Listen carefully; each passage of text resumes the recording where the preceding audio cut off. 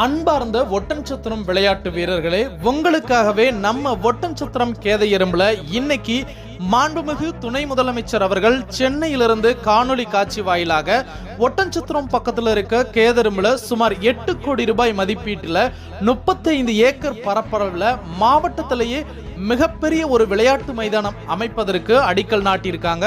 அதை தொடர்ந்து நம்ம ஒட்டன்சத்திரம் உணவுத்துறை அமைச்சர் ஐயா அவர்கள் குத்துவிளக்கு ஏற்றி இன்னைக்கு அதற்கான பணிகளை துவங்கி வச்சிருக்காங்க.